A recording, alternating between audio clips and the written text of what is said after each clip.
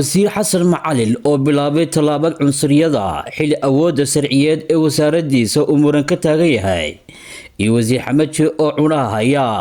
wasiirka wasaaradda dowladaha hoose iyo horumarinta magaalooyinka Soomaaliland xasan macalin ayaa ku kacay tallaabo salka ku haysa cunsuriyad kaasoo ka dhex bilaabay shaqaalaha wasaaraddiisa kadib markii uu liiska wasaaradda ee shaqaalaha uu ka saaray ugu yaraan 20 shaqaale ah kuwaas oo ka mid ahaa shaqaalihii maxadka ururka dowladaha hoose oo xilliga lagu wareejiyay wasaaradda dowladaha hoose iyo horumarinta magaalooyinka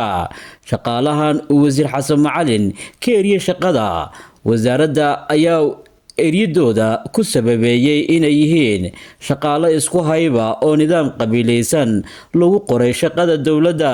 isagoo wasiir xasan macalin shaqaalahaasi uu liiska ka saaray ku bedelay shaqaale ka soo jeeda beeshiisa labadan uu wasiir xasan macalin qaaday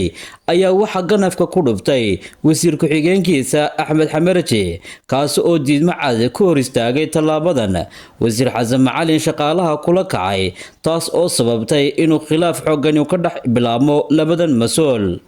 tallaabadan cunsuriyeysan ee wasiir xasan macalin qaaday ayaa ku soo beegmasa xili awoodda sharciyeed ee wasaaraddiisa uu muran xooggan ka taagan yahay kaas oo sababay inay istaagaan inta badan shaqadii wasaaradda dowladaha hoose iyo horumarinta magaalooyinka gaar ahaan dhanka maamulidda magaalooyinka iyo degmooyinka dalka arrintan ayaa ku soo beegmaysa xili hay'adda shaqaalaha dowladdu ay hakisay qaadashada shaqaalaha cusub ee dowladda iyo isku beddelka shaqaalaha dowladda lama ogeyn hadda halka uu ku dambeyn doono khilaafkan ragaadiyay wasaaradda dowladaha hoose iyo horumarinta magaalooyinka.